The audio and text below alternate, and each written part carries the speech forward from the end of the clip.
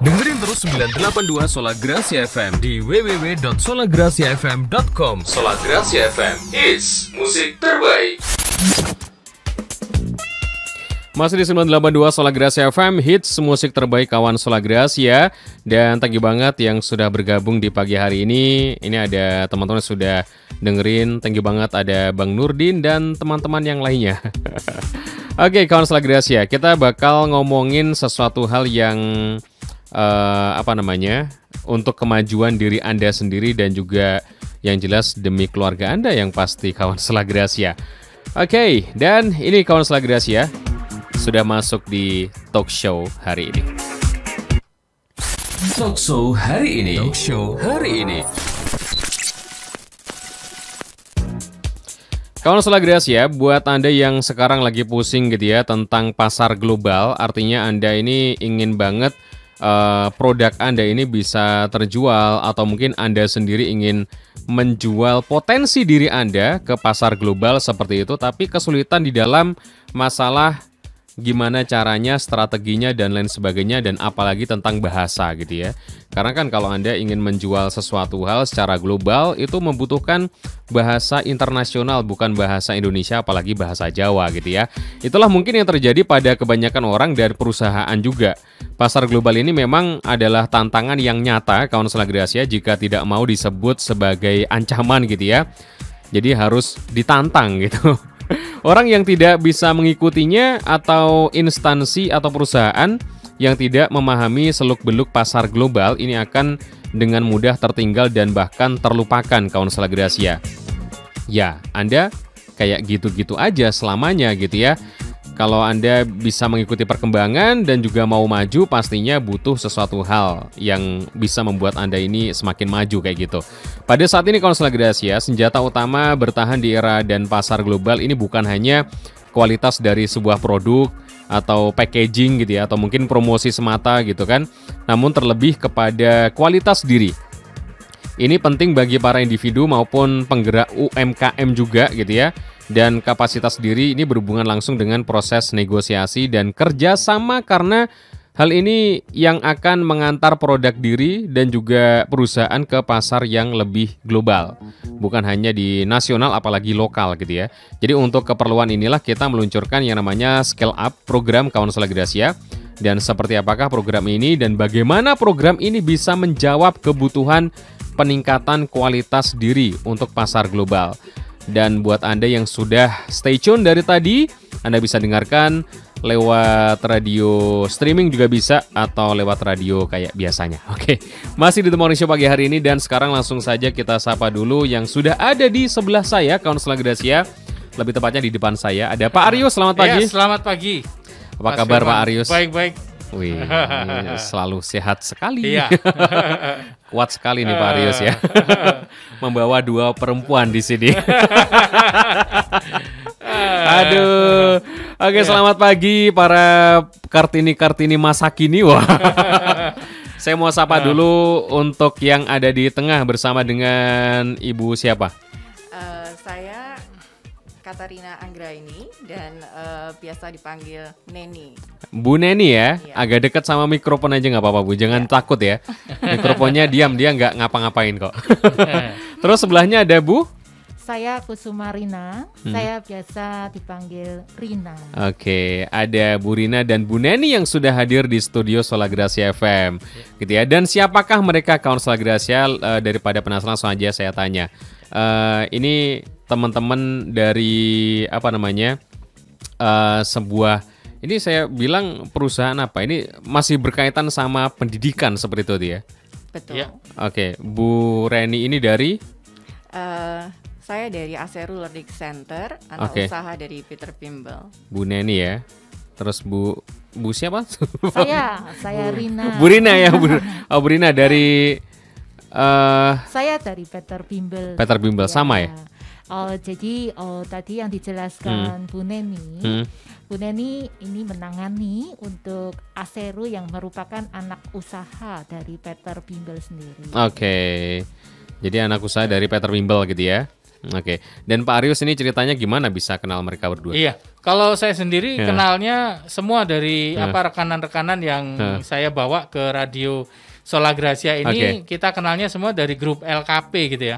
Grup lembaga untuk keterampilan dan pelatihan gitu ya. Dan memang saya melihat bahwa masing-masing LKP memiliki layanan mereka dan keunikan. Dan pada kesempatan kali ini memang saya ingin mengundang Bu Neni dan Bu Rina untuk menceritakan suatu program mereka yang sangat spektakuler menurut saya, yaitu program Skill Up gitu ya. Nah, itu adalah nanti yang akan mereka jelaskan gitu, Mas Firman. Ini adalah program Skill Up gitu ya. Iya. Buat Anda Konselor Gracia, Skill Up itu apa gitu ya? Jadi contohnya ini nih ya, contohnya aja. Jika Anda ini sudah memulai sebuah bisnis kecil kayak semacam UKM kayak gitu ya, atau startup gitu ya, Anda mungkin masih berjuang banget untuk bisa membuat produk Anda ini diterima oleh pasar dan menghasilkan uang yang berkelanjutan kayak gitu kan. Iya, betul. Nah, kalau mungkin secara lokal aja mungkin ya udahlah sudah laku kayak gitu ya. Tapi ternyata orang ini punya cita-cita supaya produknya ini bisa go internasional kayak gitu ya. Ini seperti apa? Mungkin bisa dijawab. Salah satu, silahkan. Siapa? Mungkin Bu Neni. Bu Neni, silakan Bu Neni. Oke, sesuai dengan namanya Scale Up Program, di sini adalah program untuk meningkatkan kapasitas diri. Ya, supaya karena disampaikan tadi bahwa di era global ini bahwa kemampuan berbahasa Inggris itu diperlukan. Nah, kalau untuk konteks para pelaku UMKM, mungkin mereka perlu skill-skill untuk negosiasi, untuk meeting-meeting internasional gitu kan. Jadi itu yang nantinya akan kita kuatkan. Nah, sebelum itu tentu kita ada sesuatu yang perlu kita ketahui, yaitu mungkin kita nggak sadar gitu. Nah, ini dibantu dengan sebuah program, yaitu pemetaan potensi diri yang menggunakan sidik jari. Nah, dari situ kita akan gali dan kita akan sesuaikan kurikulumnya untuk mereka yang akan mengambil program Scale Up ini, seperti itu. Disesuaikan kurikulumnya. Iya, sesuai dengan tadi potensi yang dia miliki atau kebutuhan dia untuk bisa go internasional tadi. Artinya kalau orang ini sudah punya skill gitu ya, skillnya misalkan di dalam menjual produk misalnya seperti itu ya. Artinya dia ini bekerja seorang marketing misalnya. Artinya kan dia butuh sesuatu hal yang bisa menggali lebih dalam lagi tentang potensinya dia. Ini contohnya dia adalah seorang marketing dan ingin menjual produknya ini secara internasional. Apa mungkin yang materi-materi dari bimbel ini untuk yang seperti itu gitu? Iya, jadi materi-materinya bisa jadi ini salah satunya tentang negotiating tadi yang saya sampaikan. Lalu tentang giving presentation, terus tentang mungkin juga networking gitu. Iya. Jadi ternyata dari sini aja Anda bisa belajar banyak Konselor Gracia gitu ya. Nah, mungkin bisa dijelaskan juga layanan dari Peter Bimbel dan juga Azeru ini apa aja? Saya mulai dengan Azeru ya, karena yang berhubungan langsung dengan program Scale Up ini. Di Azeru selain program Scale Up yang jadi unggulan ini, kesehariannya memberikan kursus bahasa Inggris untuk pelajar dari SD, SMP, dan SMA. Dan kursus bahasa Inggris ini menggunakan kurikulum internasional. Jadi kami mengambil kurikulum Pearson internasional. Dan tentu saja bukunya juga buku internasional juga. Dan kami integrasikan dengan leadership di situ. Selain itu kami juga punya program TOEFL preparation. Nah, dan ada program yang digemari masyarakat karena program ini gratis, yaitu program Azeru English Speaking Community yang dilakukan sebulan 2 kali secara gratis. Nah, ini tujuannya adalah memberikan ruang bagi mereka yang ingin belajar dan berbagi bahasa Inggris, khususnya untuk skill speaking. Skill speaking ya. Ya. Jadi di situ ada kegiatan yang memungkinkan mereka untuk berbicara melalui topik-topik tertentu. Kami juga punya KISS. KISS itu Knowledge Insight Sharing Session, di mana di acara tersebut atau program tersebut kami mengundang speaker sesuai dengan tema yang diangkat. Jadi seperti 1 minggu lagi tanggal 9 September nanti kami ada program KISS, kami mengundang speaker dari Singapura dan Australia yang akan berbagi dengan para peserta gitu ya, tentang living abroad. Gitu. Oke. Dan ke Pak Arius mungkin ya. Ini seberapa penting Pak Arius untuk meningkatkan sebuah skill kayak gitu kepada diri seseorang supaya mereka ini bisa go global kayak gitu, Pak? Kalau menurut saya sangat penting ya program-program seperti ini, apalagi yang saya sukai adalah programnya adalah program yang integrated gitu ya. Karena pada saat ini nih orang di era global itu eranya serba cepat, kemudian harus lengkap gitu ya. Nah, kita tidak memiliki suatu waktu untuk ambil program yang masih harus mengambil program lainnya. Karena itu saya selalu mengharapkan itu ada suatu produk integrated yang bisa menaikkan level seseorang, karena di pasar global itu matriksnya semuanya adalah metrik yang setara. Artinya apa? Kalau kita pada saat ini bisnisnya lagi maju gitu ya. Nah, jangan seneng-seneng juga gitu. Kenapa? Karena pesaing global kita itu bisa dari berbagai macam negara. Kita ambil yang satu paling mudah adalah teknologi gitu ya. Kalau kita sampai kecolongan dari segi teknologi, maka kompetitor kita akan bisa memasuki itu, karena pada saat ini orang dari India pun bisa membuka sebuah bisnis dan akan lakunya di Indonesia gitu ya. Benar. Itu sebetulnya kita bisa reverse balik juga. Orang Indonesia bisa menjual produk ke seluruh dunia. Jadi di sini saya selalu mengatakan gitu ya, kalau acara Solagracia misalnya Pak Arius, saya yang di Irian Jaya misalnya, saya di Kalimantan, saya nggak bisa menikmati talk show-nya Solagracia. Saya bilang itu orang kuno pemikirannya karena masih pakai frekuensi. Karena itu saya selalu mengatakan di dalam flyer, di dalam poster itu kan ada www.solagracia solagraciafm.com gitu ya. Nah, radio itu di streaming sekarang, dia bukan pakai frekuensi. Bener. Artinya apa? Pendengarnya Solagracia siapa ya? Seluruh dunia. Betul. Yang memahami websitenya atau bahasanya kan begitu. Nah, itu yang kita sebut sebagai scale up kan gitu ya. Untuk naik ke tingkat itu orang membutuhkan cara, membutuhkan panduan, karena atmosfer internasional itu berbeda dengan atmosfer yang ada di secara lokal. Dan itu selalu ada yang baru gitu. Ada baru, karena itu kan tadi ada program KISS ya. KISS itu adalah program agar kita itu tahu bagaimana sih di luar sana gitu ya.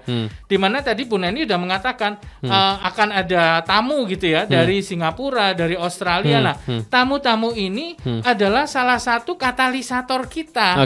Nah, itu adalah keunikan daripada Azeru Leadership dan Language Center ini gitu ya. Nah, itu terbungkus semuanya itu ada Peter Bimbel. Jadi sangat perlu sekali scale up, karena apa? Kita semuanya di pasar global itu matriknya adalah bagaimana kita bisa berdiri setara dengan semua orang dari seluruh dunia. Karena kesempatan itu dibuka bukan hanya mereka yang lulusan dari luar negeri, tetapi nggak lulus dari luar negeri pun kita bisa punya satu produk yang kita lempar ke pasar global. Dan itu membutuhkan banyak sekali komponen yang harus dilihat, dan itu dibicarakan pada scale up program tadi. Jadi itu kawan Solagracia. Jadi buat Anda kalau sudah punya potensi gitu, artinya Anda saat ini sudah menjual sebuah produk yang mungkin unik kayak gitu ya. Saya punya teman nih Pak Arius gitu ya. Dia ini menciptakan sebuah kayak karakter gitu ya, patung kecil gitu ya. Itu karakter sundel bolong, karakternya siapa itu namanya? Ya pokoknya hantu-hantunya Indonesia lah ya. Itu bisa dijual sampai ke Australia, terus ada yang sampai ke Jerman. Betul. gitu. Gara-gara dia bisa bahasa Inggris. Iya. Iya. Oke. Dia punya skill ini akhirnya dimanfaatkan sama dia untuk menjual produknya dia. Kenapa harus dimainin sama anak-anak? Ini kan punya kualitas dan bisa dijual di sana gitu. Ternyata orang-orang di luar negeri itu tertarik sama karyanya dia. Itu bisa seperti itu ya. Artinya kalau dia punya potensi, dia bingung mau menjualnya itu kayak gimana, nanti bisa ke Azeru gitu ya. Untuk tahu pasar global itu semacam apa gitu ya. Intinya seperti itu. Menggali potensi diri, kemudian melihat peluang yang ada dari potensi diri itu sendiri. Oke. Artinya kalau dia sudah tahu peluang dan potensinya sudah ada, berarti tinggal go. Tinggal go gitu ya. Dan itu perlu latihan gitu ya. Perlu latihan. Dan harus ada mentor. Betul. Oke, dan harus ada mentor gitu ya. Sekarang ke Bu Neni lagi nih ya. Bu Neni. Ya. Bu Neni kayaknya terpukau ya sama mikrofon. Kayaknya saya terpukau sama suara Mas Firman. Oke, Bu Neni, apa itu Scale Up Bu Neni? Dan programnya itu seperti apa dan keuntungannya buat mereka untuk ikut Scale Up itu kayak gimana? Mungkin bisa dijelaskan. Iya, jadi seperti disampaikan tadi adalah kita menggali atau mengenali potensi diri kita, dan setelah kita mengetahui, kita melihat peluang yang ada dan meningkatkan potensi itu supaya bisa go internasional seperti itu. Nah, di dalam program ini nanti kita juga memberikan project-project ya. Project-project ini harapannya adalah untuk menerapkan apa yang sudah mereka pelajari atau mereka gali potensi tadi, terus ada project yang harus mereka lakukan sehingga ini jadi terapan langsung seperti itu. Oke. Dan ini usianya usia berapa aja misalkan ya? Ini orang kan kalau sudah punya bisnis, sudah punya perusahaan, artinya kan dia sudah bukan anak-anak lagi gitu ya, bukan anak SMP SMA gitu ya. Artinya dia sudah punya potensi yang lebih besar gitu. Bisakah belajar di sini? Oh, bisa. Jadi belajar itu kan tidak terbatas pada usia gitu ya. Jadi usia berapapun bisa tetap belajar. Dan sebenarnya Scale Up program ini tidak terbatas pada para profesional tadi. Kita juga bisa mulai dari para pelajar ini gitu kan. Dari para pelajar, guru-guru gitu. Jadi bisa terbuka untuk segala golongan dan segala umur gitu. Jadi usia berapapun bisa masuk gitu ya. Oke. Dan ini kan di sini ada Azeru gitu ya. Azeru ini programnya di sini banyak sekali gitu ya. Anda buat yang ingin belajar di Azeru gitu ya, ini memberikan layanan program belajar Inggris non-bimbel ya. Di sini bisa ada siswa SD, SMP, SMA gitu ya dengan kurikulum English Pearson dan Leadership gitu ya. Artinya tentang kepemimpinan kayak gitu. Wah, ketua kelas bisa ya ikut. Iya. Jadi kepemimpinan ini tidak bisa memimpin diri sendiri gitu ya. Diawali dengan diri sendiri. Jadi kalau di kelas kami biasanya anak akan didorong untuk bisa menjadi pemimpin, paling tidak pemimpin bagi dirinya sendiri. Jadi saya akan selalu menawarkan siapa yang mau memimpin doa untuk mengawali atau mengakhiri kelas. Nah, doa ini dalam bahasa Inggris tentu saja. Dan memang awalnya mereka pada nggak tahu gitu kan caranya berdoa bahasa Inggris ini gimana gitu kan. Terus ya udah, maksudnya awal kita beri missnya ini dulu saat ini ya yang berdoa, tapi besok kalian gitu. Oh, ternyata mudah ya gitu kan. Saya mau seperti itu. Jadi itu salah satu untuk menanamkan leadership dalam diri anak-anak. Lalu ketika anak-anak karena kelas kami itu adalah kelas yang privat dan semi privat. Jadi 1 atau 2 gitu, paling banyak 3 orang gitu ya. Nah, ketika ada satu anak yang nggak mengerti nih gitu kan. Nah, saya tidak serta-merta langsung menolong dia, tapi saya akan ajak anak-anak itu siapa yang bisa membantu temannya. Gitu kan. Nah, dari situ dia sudah muncul kan, rasa leadershipnya itu. Nah, lalu saya bisa Miss, coba tolong dibantu, tolong dijelaskan seperti itu. Wah, ini nyambung ke psikologis juga ya. Nah, ini di samping saya oh ini ya. ada. Oke, mungkin ke Bu Rina ini ya. Ini dulu gimana ceritanya? Ini bisa apa namanya? Ada yang namanya Peter Bimbel ini Bu Rina. Mungkin bisa dijelaskan. Baik, terima kasih. Peter Bimbel sendiri sebenarnya diawali oleh almarhum Bapak Peter. Ya memang suami saya sendiri.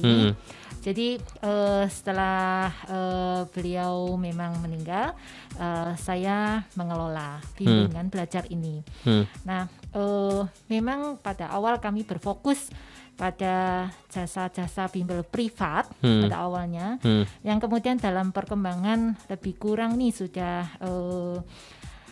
ini sudah 20-an tahun ya, 20-an tahun lebih ya, sehingga kami saat ini sudah melembaga dengan sebuah tim yang saya bersyukur saya katakan besar ya. Dengan anak usaha di sini Miss Neni yang saya beri tanggung jawab untuk mengembangkan Aseru. Nah, memang kalau Peter Bimbel sendiri layanannya berfokus di bimbingan belajar yang mungkin ini pada masa pandemi dibutuhkan nih para ibu-ibu nih ya, untuk mendampingi pelajaran-pelajaran sekolah SD, SMP, SMA gitu. Kami memang tapi fokus di bidang-bidang eksakta. Kemudian ada beberapa juga kursus. Nah, memang pada awalnya kami memang memiliki kursus Inggris ya, salah satunya. Cuman memang kan dalam fokus bimbel. Nah, kemudian saya sendiri saya cukup tertarik dengan bahasa. Saya selalu katakan di dalam pengembangan bahasa itu saya merasa bebas. Ada suatu wilayah kreatif saya yang tergali di dalam bahasa. Masukkan saya di dalam suatu ruangan, di situ saya bisa membuat apa saja untuk materi bahasa itu. Iya, bagi saya bahasa bukan sekedar ilmu yang seperti fisika, kimia, ya seperti itu. Itu adalah seperti anak kunci ya.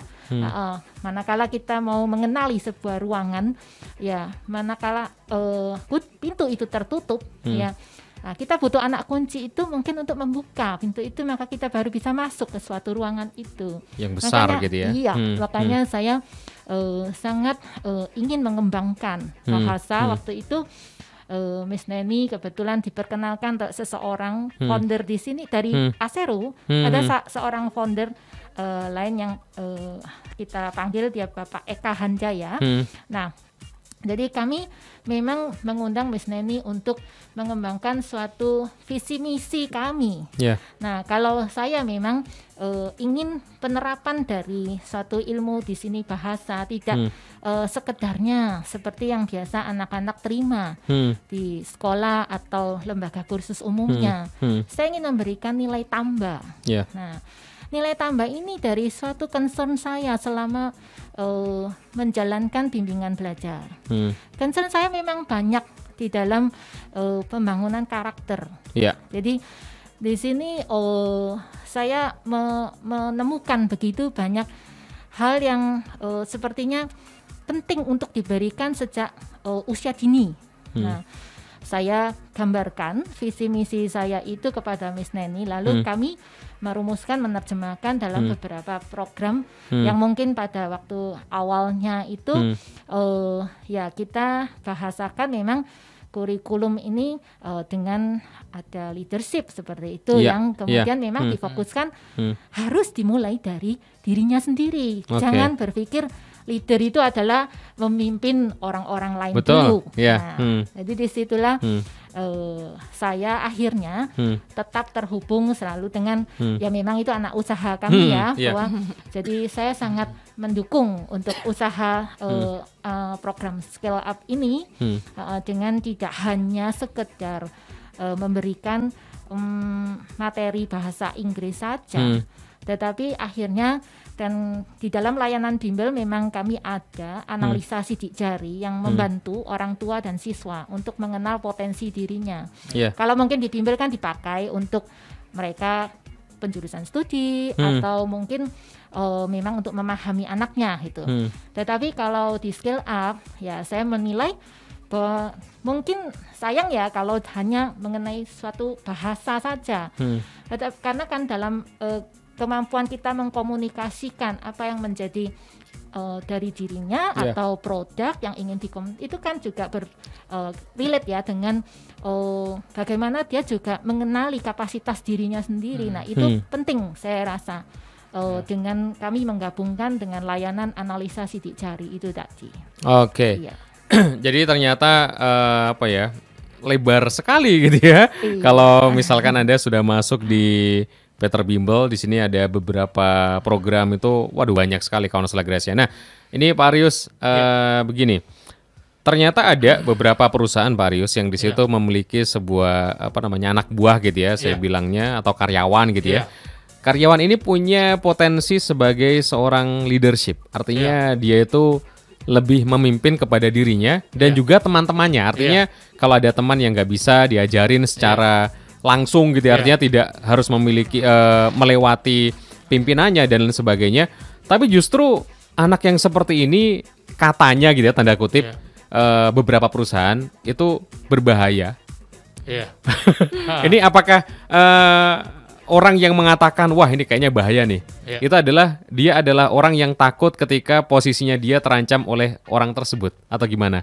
Soalnya ada yang mengatakan seperti itu dan akhirnya orang ini berusaha supaya bawahannya ini keluar dari perusahaan tersebut. Dan jika itu terjadi, yang paling bahaya adalah yang dikeluarkan nanti dia buka perusahaan sendiri. Nah, itu dia. Karena belajar dari situ. Jadi itu itu sebetulnya adalah human resource management ya. Sebenarnya itu masuk ke situ gitu dan itu tidak bisa dipungkiri berasal dari karakter-karakter daripada upline-nya sendiri gitu ya. Dari pemimpinnya sendiri bagaimana gitu ya. Nah, biasanya kalau kita mengetahui orang yang dikatakan tadi mengenal kepemimpinan itu ya memang dia kembalinya ke diri sendiri ya.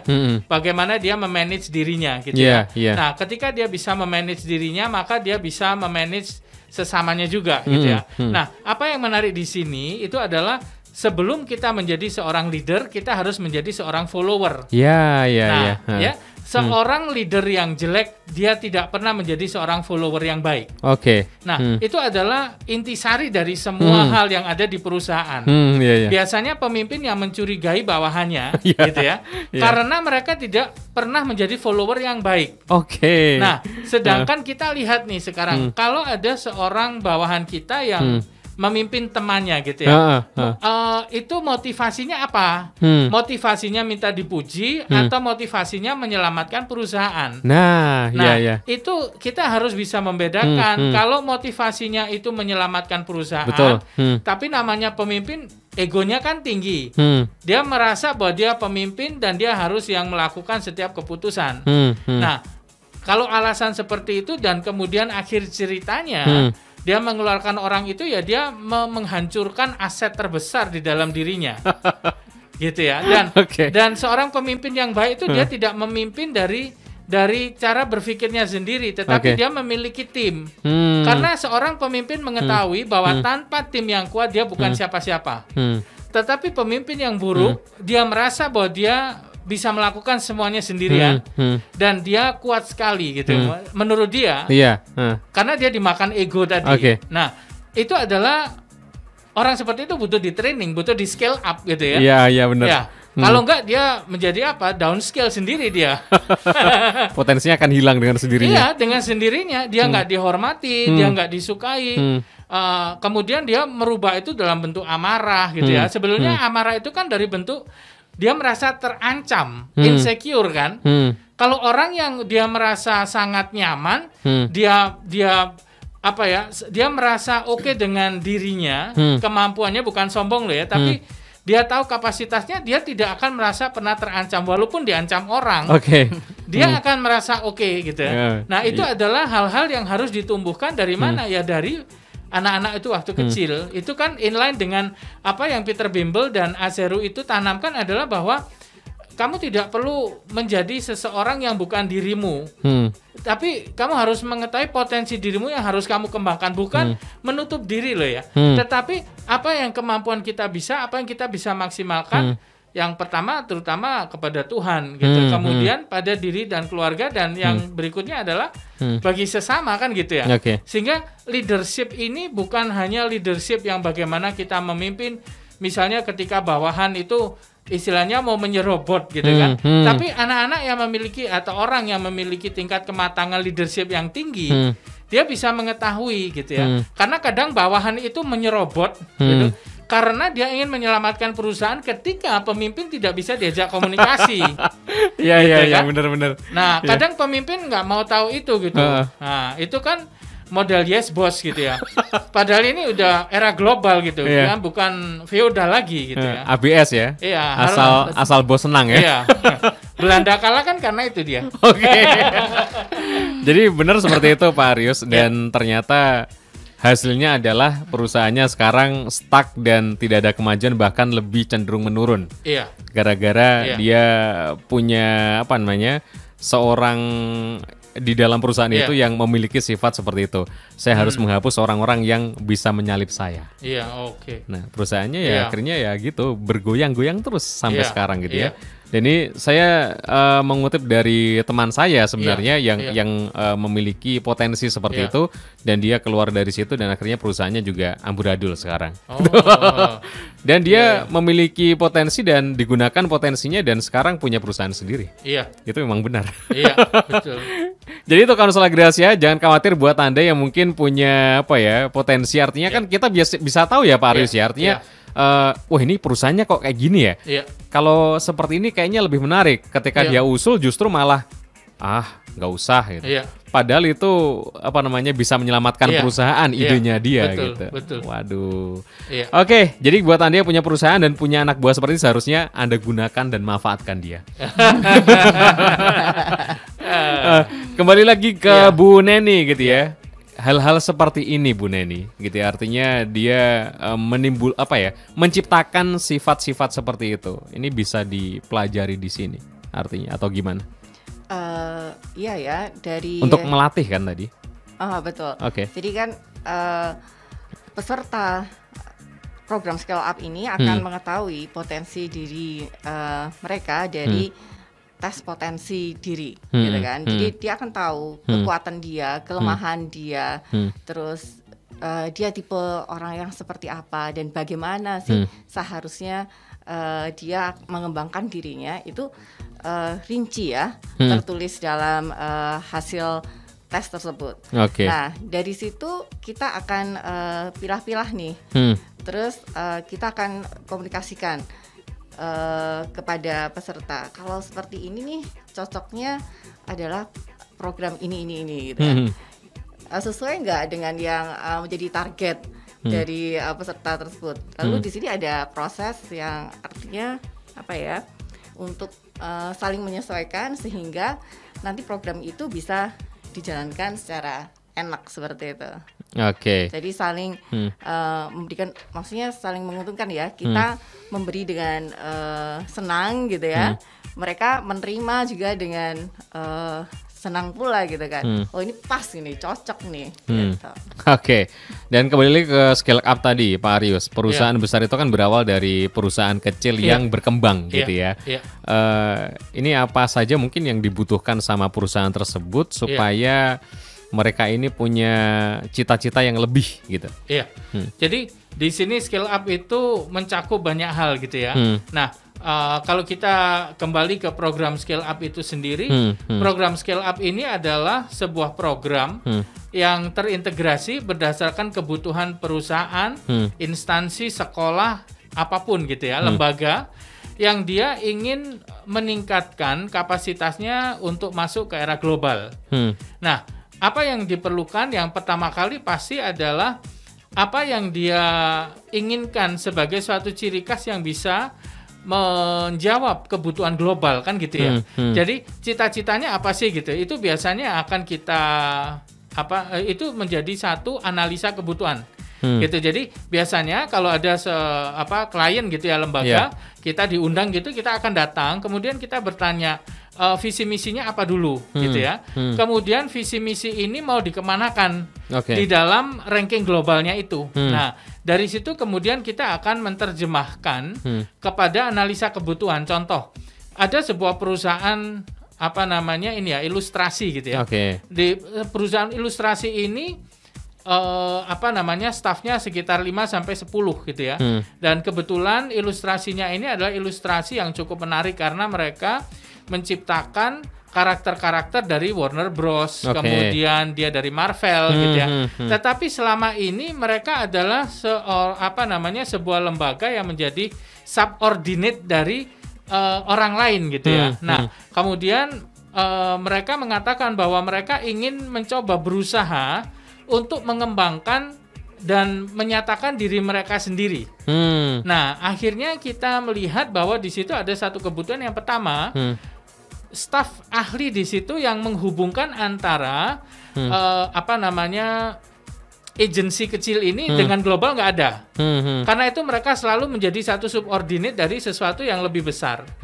Nah, akhirnya analisa kebutuhan yang pertama adalah kita harus mengupgrade semua bahasa Inggris daripada tim-tim intinya. Kenapa? Karena untuk menjadi seorang pemain ilustrator di tingkat internasional, satu, negosiasinya harus kencang gitu ya, karena kita berhubungan dengan perusahaan raksasa gitu ya. Nah, misalnya sebuah perusahaan game yang ada di Jerman. Nah, perusahaan game ini kan harus kita tembus, kita harus penetrasi. Dalam penetrasi kita akan menggunakan mungkin kita akan kontak langsung perusahaannya, kita harus menulis email, kemudian kita harus menghubungi dari beberapa platform, mungkin LinkedIn gitu ya, atau yang lain sebagainya. Nah, itu dibutuhkan suatu teknik gitu ya, teknik penulisan, teknik berbicara gitu ya. Nah, teknik ada culture perbedaan juga gitu ya. Jangan sampai ketika kita berhubungan dengan calon klien atau calon supplier, bahasa tubuh kita itu memberikan satu bahasa tubuh yang salah. Saya ambil contoh, orang Indonesia kalau masuk kelas terlambat selalu tersenyum karena Indonesia ingin mengentertain di Asia gitu ya. Orang Asia kalau terlambat di kelas kita ingin menghibur guru, maaf gitu ya, tapi kita tersenyum gitu. Kenapa? Kita ingin membuat mereka senang. Tetapi di dunia barat senyuman ini menghina. Karena sudah terlambat, senyum lagi gitu ya. Nah, apalagi itu kan berbahaya. Misal pada saat kita zooming gitu ya, kita video conference, ternyata terlambat gitu. Terlambatnya 10 menit. Nah, itu untuk orang Eropa atau orang di Amerika Serikat misalnya, itu adalah satu red flag. Ya, ini sudah berbahaya, berarti dia tidak tepat waktu. Nah, bagaimana untuk mengembalikan rasa percaya diri klien ketika kita pertama kali itu sudah terlambat 10 menit. Lah kalau kita tiba-tiba muncul di Skype atau Zoom kemudian kita tersenyum gitu kan, mengatakan sorry gitu, oh ya marah dia langsung cut, nggak dapat kontrak. Tetapi ketika kamera menyala kita harus seperti berkeringat, kita ketakutan gitu. I feel very very sorry. I have some technical problem. Nah, kenapa kamu itu sampai terlambat? Oh, ternyata tablet saya dipinjam istri saya. Gitu. Terus dia tanya, loh kenapa istrimu pakai tablet ini? Ya karena saya tabletnya cuma satu-satu ini untuk bekerja. Akhirnya merasa iba gitu kan. Akhirnya kita kemudian mengatakan ini produk saya ini. Akhirnya perusahaan di Jerman itu kasihan, kamu berpotensi tapi tabletmu cuma satu, karena itu kamu terlambat, istrimu harus mengatur anak. Oke dah, kamu saya kasih kontrak 1 tahun gitu. Nah, itu kan satu olah tubuh yang sangat sulit. Bagaimana mimicking, bagaimana postur tubuh kita. Nah, itu semua kan dibahas pada yang tadi Bu pada scale up gitu. Bagaimana sih postur tubuh kita itu harus berhadapan dengan orang kan gitu. Itu satu. Belum negosiasi harga. Bagaimana kita bernegosiasi, berarti ada namanya metode researching. Kita harus meneliti dulu untuk ilustrator yang baru itu berapa sih harganya gitu. Jangan kemahalan, jangan kemurahan gitu kan. Biasanya kita akan mengatakan bahwa kita trial product. Nah, itu kan adalah tip and tricksnya. Setelah itu baru kita scan juga staff-staffnya seperti apa, dan itu bisa dilanjutkan ke berbagai macam kebutuhan yang lainnya. Oke. Itu kawan Solagrasia, intinya Skill Up ini penting sekali gitu ya. Mimicking aja beda loh dengan Indonesia Eropa ya. Aduh, jangan disamakan. Ini Jawa mulu ya. Di mana-mana Jawa yang digunakan. Waduh, akhirnya gini, Mas, kalau bosnya orang bule beda dengan bos Indonesia. Kalau bos Indonesia kita muka mendung sedikit gitu, mereka langsung tanya biasanya. Tapi kalau bos bule kalau nggak ngomong dia nggak akan dengar. Dan kita nggak perlu sungkan sama mereka. Sebetulnya kalau kita lihat dalam aturan pekerjaan lebih fair.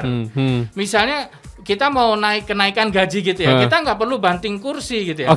Tapi langsung mau ngomong Pak gitu. Langsung kita ngomong, saya butuh gaji, tapi mereka menuntut why gitu. Mengapa gitu kan. Nah, mengapa ini akhirnya kita berargumen kan gitu. Itu adalah salah satu hal yang perbedaan antara kita di pasar lokal dengan pasar global. Itu yang Solagrasia. Beda sekali ternyata ya. Dan waktunya sudah habis, Pak Arius. Mungkin nanti akan disambung di dalam kesempatan. Buat Anda Solagrasia yang penasaran dengan Peterbimbel dan juga Azero ya. Oke, mungkin langsung saja ke Bu Neni atau Bu Rina. Ini bisa menghubungi siapa dan harus kemana kayak gitu? Oke, ini untuk ke Peterbimbelnya atau ke Azerunya kayak gitu. Iya. Sebenarnya Azeru dengan Peterbimbel kantornya atau gedungnya menjadi satu ya di Jalan Simpang Borobudur nomor 64 Malang. Simpang Borobudur nomor 64 Malang ya. Ini dengan pengelolaan belajar secara kelompok atau semi privat, semi klasikal kayak gitu ya. Dan sekolah mitra dengan pengelolaan belajar di dalam kelas intrakurikuler sekolah. Seperti itu. Jadi buat Anda yang ingin menambahkan wawasan tentang dunia global seperti apa, bisa langsung ke Azeru. Cuma begini Mas Firman, nanti semua produk ini kita akan bisa akses dari Solagrasia. Betul sekali. Jadi buat Anda juga kalau misalkan ingin produk-produknya nanti seperti apa lebih detail lagi, Anda bisa datang ke Solagrasia atau menghubungi di nomor WhatsApp-nya Solagrasia di 0813 35 35 7667. Sekali lagi terima kasih buat Bu Neni dan juga Bu Rina yang sudah hadir di studio Solagrasia FM dan juga Pak Arius dari Cendekia Binaksara. Kita akan lanjutkan lagi nanti di lain kesempatan dan kita berempat pamit.